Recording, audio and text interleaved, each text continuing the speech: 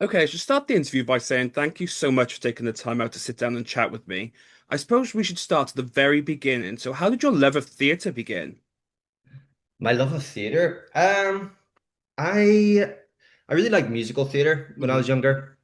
West Side Story, Blood Brothers. I did Blood Brothers at school. Do you remember that Yeah, play? I it's don't think it's been. fantastic. One of my favorites. Yeah. I played like the posh brother in Blood Brothers. Um, yeah, I just really liked musical theater. I had like this side of me that was quite sporty and laddie, and then there's this other side that was a bit more, you know, loved expressing myself and drama. I did drama at school.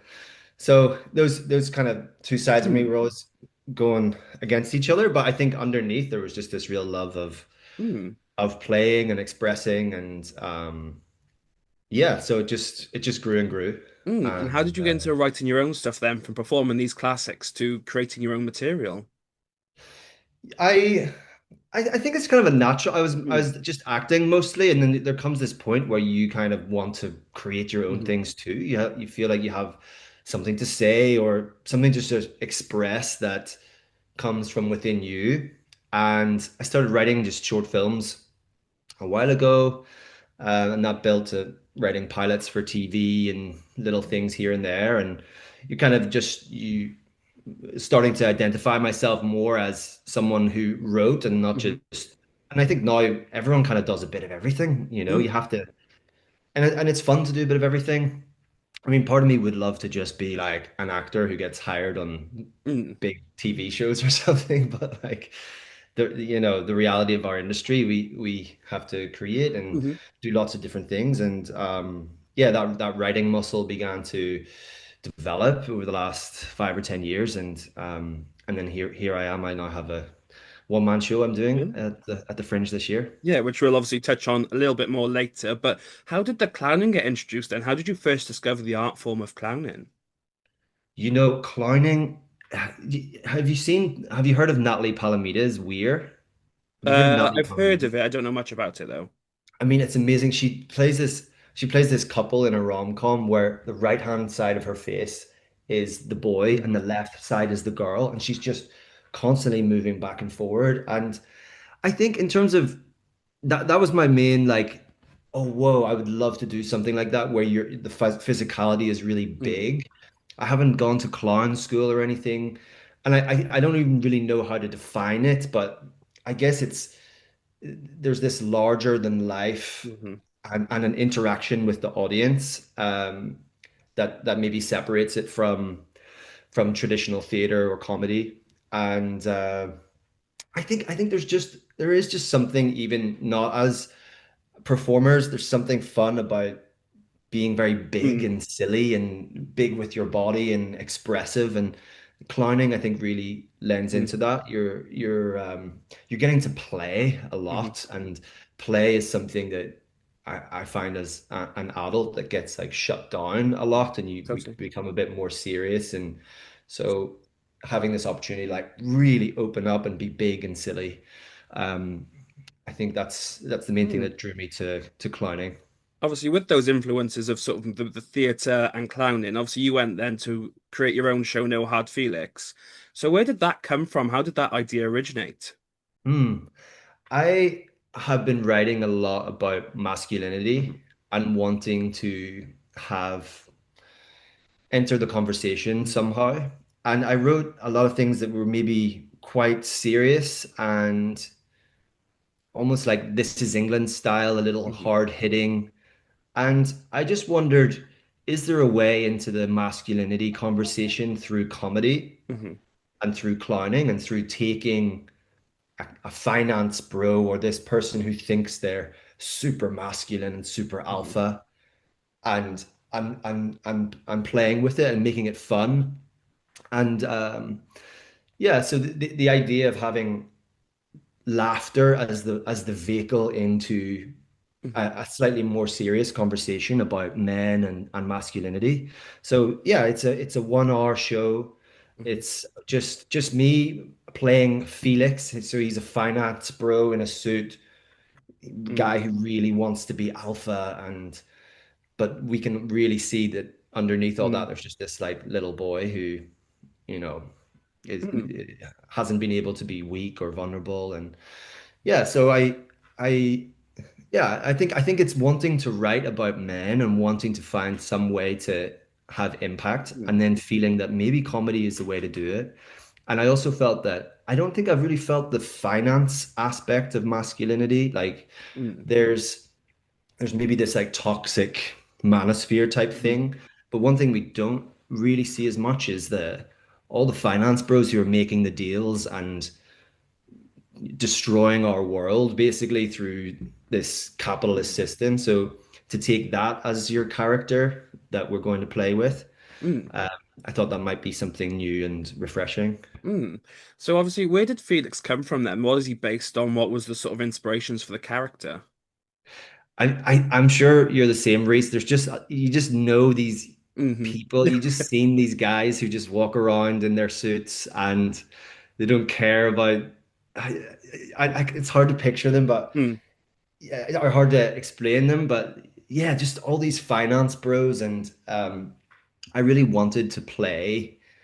I really wanted to play a really like alpha finance bro. I don't know. I mm, just felt that. So the thing I did with Felix is, what can you take someone who is so masculine that it almost becomes like feminine in a mm, way. Like you have these like bodybuilders or matadors or like Zoolander or something where it's hmm, like I'm so masculine, but that it ends up being this femininity. hmm, So I wanted to play with that line.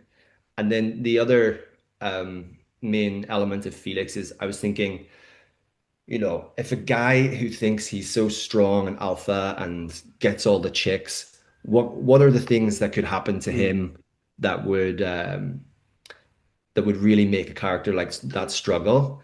And it's that he has erectile hmm, dysfunction. So it's he thinks he's this big alpha, but then his body mm, is failing him, and this thing that should his literal manhood is hmm. failing. Obviously, you said he's inspired by that sort of toxic masculinity, the manosphere sort of world that is obviously growing, but also being highlighted. You know, Louis Theroux did a documentary on it. So, what is it like bringing this sort of negative connotations, the parts of the character, and actually performing them? You know, becoming even for a moment that sort of toxic masculinity character. Yeah, I mean, I'm very careful of the Mm, line hmm, of where an audience might come in and be like, oh, I don't want to see this mm, guy. I'm fed up with these dudes. I don't want to see this. And particularly the crudeness that Donald Trump mm, locker room talk, how much bandwidth do we have for hearing that?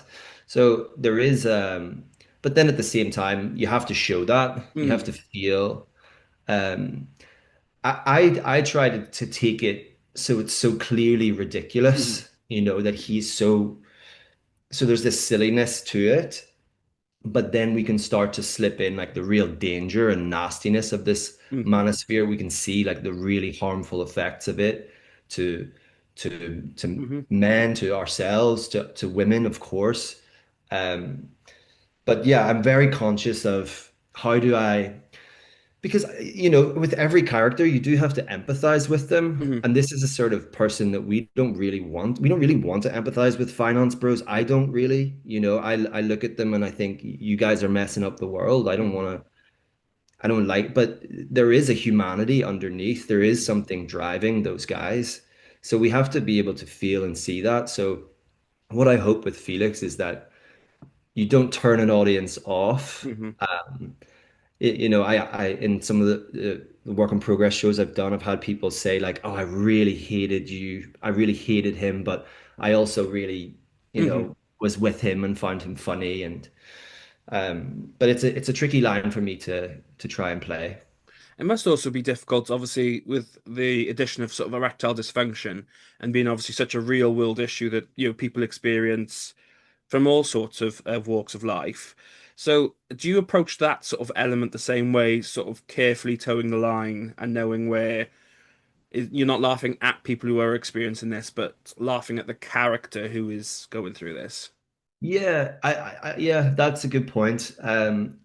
And maybe something I haven't considered fully. I mean, there's something about those type of men that we kind of want them to get their comeuppance, Hmm. you know? Yeah. We kind of want something to happen to them that we're like, haha, have some of that. But then also, I don't want to be like making fun of it Hmm. and making it, something that's Yeah. it's very human at the end of the day. Um, yeah. Let me see. So Yeah.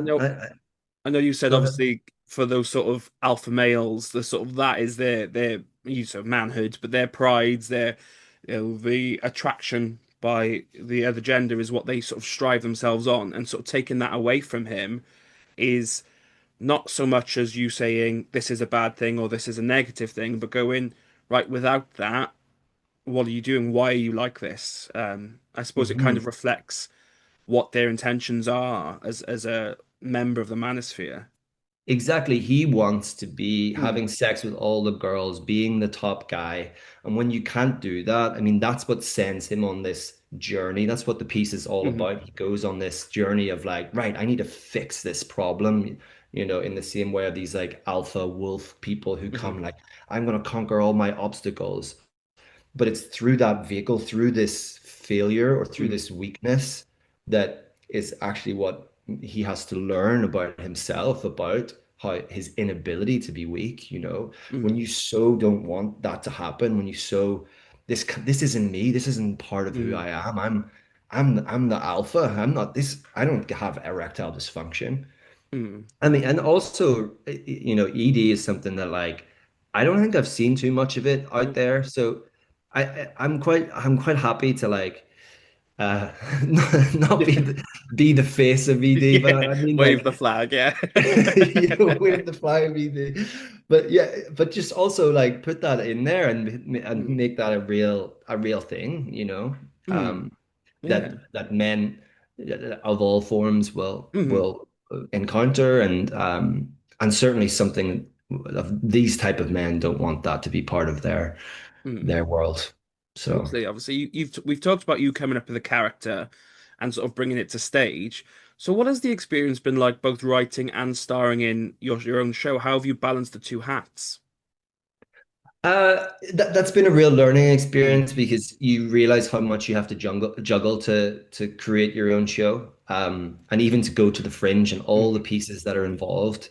Uh, I've really enjoyed being able to both write and perform because it ends up being this like very pure expression of me. mm, It's like if I can tap into what I want to say. It's mm, it's it's taking two things that I've spent my life mm, trying to hone and improve and learn how to um, take from what's inside and express it. So it's kind of, yeah, the fact that these are my own words adds mm, this extra element that feels very special to me, and it makes performing it really enjoyable. mm, And yeah, I mean, if it all goes wrong, it's entirely it was you, and if it all goes right, it was you. mm, I Yeah, I have a director who mm, I need those other eyes and I need those other people to be able to say, okay, and absolutely, there's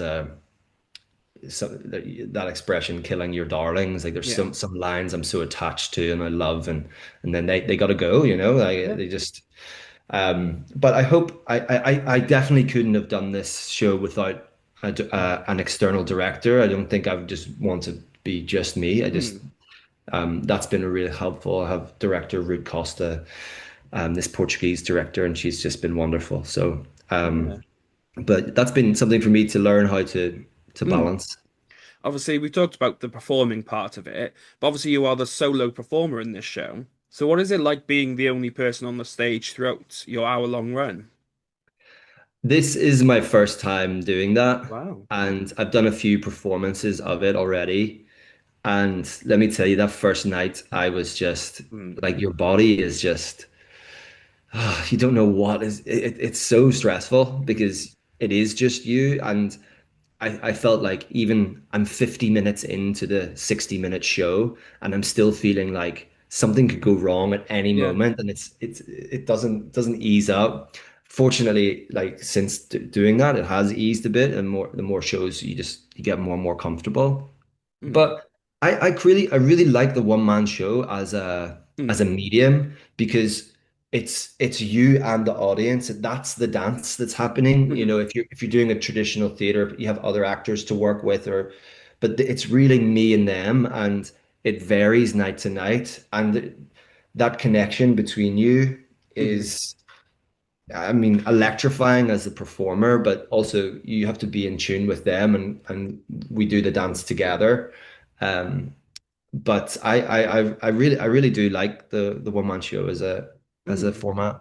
Oh, amazing. So, I do have to ask about your production photos. They are iconic. There is no like, they're Sabrina Carpenter sort of images. So, how did those come to be? How did you sort of come up with this is what I want the branding of my show to look like? The Sabrina Carpenter, so there's that her Mm. album cover, Yeah. that the one that was a bit controversial, Hmm. and yeah, I mean, let's put Felix in the place of Mm. Sabrina there, and it's an interesting image Hmm. to take in. Like, okay, I mean, there's this idea of the patriarchy, or Hmm. like, I guess her in that photo is being, I don't know, dominated or submissive to Yeah. and just making this point that the patriarchy Hmm. is equally Hmm. dominating of men too, like something we don't really Yeah. fully anticipate is like how have all those ideas of like men having to be strong, and Mm. how have they affected us, Hmm. and so we have Sabrina there, and we identify that as like a problematic image, and but let's put Felix in there. And also I Yeah. just think it's kind of a funny photo. Like it's just quite funny to have him in there. I love the Uh, idea of you having it printed in your room, like just on a frame somewhere. yeah, I'll probably have to do that. Yeah. Yeah, I think also for Fringe, like you really are trying to stand out amongst Yeah. thousands of other shows, and hopefully having an image like that people Mm. will think, oh, that's something I recognize, and maybe I'll want to come along Yeah. and see that. Obviously, you mentioned there the Fringe, and sort of spoiler alert, you are heading to this year's Edinburgh Fringe. So, what was it Hmm. like getting the announcement that you are heading to the biggest theatre festival in the world? Oh, it was so lovely. Yeah, it was so lovely. Because you apply for a bunch of places Yeah. and you don't know whether it's going to happen or not, and then yeah, I was offered a slot to do the first half of the Fringe, which for a Fringe first timer, I think Yeah. that feels perfect. Like you know, it's not going to be too Mm. maybe doing the entire the Fringe might be a bit overwhelming, but yeah, I mean, it was just lovely to know Mm. that it's happening and the journey's beginning, and it's like, okay, what are all the pieces I need to make Yeah. this a successful run? And then you realize that there is Mm. a lot of things to do. Um, but I'm buzzing for it, and just I know it's going to be just such a ride, and but I'm also really looking forward to being part of that community of performers up there, Mhm. and just to go see other shows and to meet other people and be part of the people creating. I've Yeah. been up there as a spectator, but never as a Mm. doer. Have And you been to the Fringe before? yeah. No. I've Okay. only been once, yeah. Have Wow. you been? You've been many times, I take No, it. no. So this will be my first year this year. Oh, Yeah, no, everyone is shocked when I say I've never been. I was supposed to go last year, but things came up, and yeah, so this will be my first year. But wow. obviously, this being your first show, your full length sort of one man show, is there added pressure for you taking it to, as I said, the world's biggest theatre festival? Um, yes and no.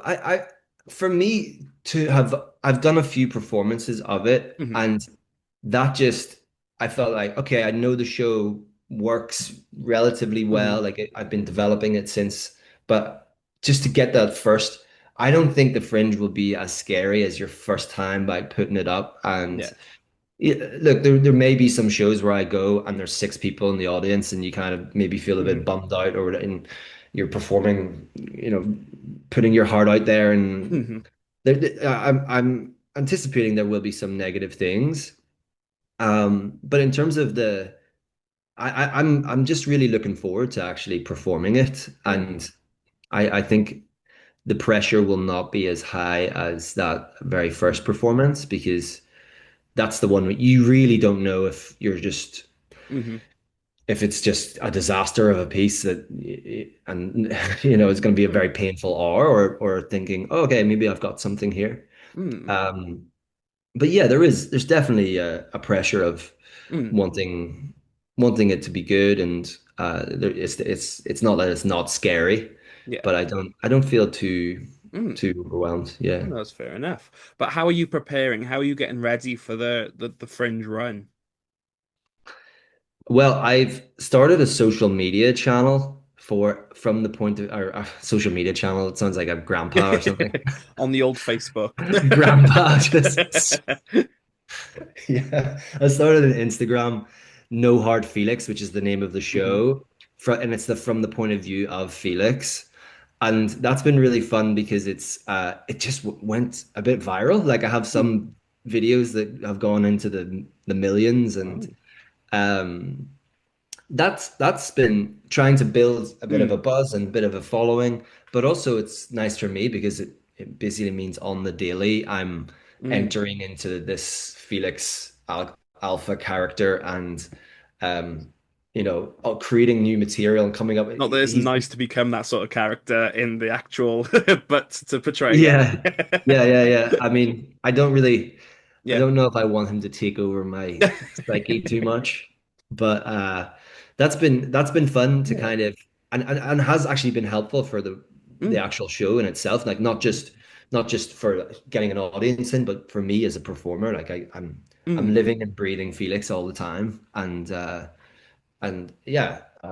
Yeah. But I also have to say it's very interesting, like some of the comments you get on social media, like I it's did. Yeah. unbelievable, like unbelievable what people notice about like your face and stuff, like or things that I've Yeah. never considered. People were like, "Oh, well, you got that about you," and you're like, "What?" And then, like I don't know. So I people imagine can you be. also see the extremes of people going, I imagine you have you attracted in the sort of manosphere subscribers to the posts, or do they obviously see it as a joke, as a parody? No, I get a full mix. There's probably Wow. about 25% of people who think he's real, and and the rest know that it's a joke. And I Hmm. do have some manosphere. I have pe people asking me for financial advice in my DMs, which is Wow. just wild. So Um, we are coming to the end of my questions, but I do have a couple more. So I know we've talked about the show, but how would you describe it to someone who's not heard of the show before? it is a big, silly, playful one-man show about Mhm. toxic masculinity. It's about a guy called Felix who cannot get it up and he goes on a quest to try and fix himself. And on that ride, he learns about vulnerability and a couple of lessons about masculinity along the Mm. way. But it's a very silly, fun, um, lighthearted, and I hope ultimately moving Mm. because that's really, the gags and the giggles are great, but what I would really love is if there's one or two, even manosphere types who Yeah. come to the show and maybe it speaks to them just 1%, 2%. Like how much can Yeah. you really hope for? But just a little that you make people think and make people feel. Mm. And that's what I would love with this show. Yeah. Amazing. If they like the sound of the show, where can they get tickets and where can they stay up to date with you? No Hard Felix on Instagram, as I said, is the place to go. And then if you just type in No Hard Felix into Google, Edinburgh Hmm. Fringe, it will go to the Ed Fringe listing. And also it's at Just the Tonic. That's where I'm Hmm. doing it. So on the Just the Tonic website, you can get tickets. Fantastic. I'll put all the links in the comments below so people can scroll down and click away. But my final question is, what advice do you have for young performers looking to do what you do? I would say you just have to keep expressing yourself and keep learning about the craft of Mhm. art. We can get so quickly bogged down into trying to make it and the industry and me wanting, I have to be good and be the Mm. right thing. It's like just keep nurturing your skills and get inspired and keep that passion burning. Mhm. And I really believe if you keep doing that, that all the other things will fall into place. Fantastic. So I started the interview by saying it, but I'll end the same way. Thank you so much for taking the time out to sit down and chat with me. As I mentioned, I'll put the links in the comments below so people can scroll down and click away. And I obviously wish you the best of luck at the Edinburgh Fringe, and hopefully I'll bump into you up there. Yeah, that would be great. Thanks so much, Reese. It was a pleasure. Speak to you soon.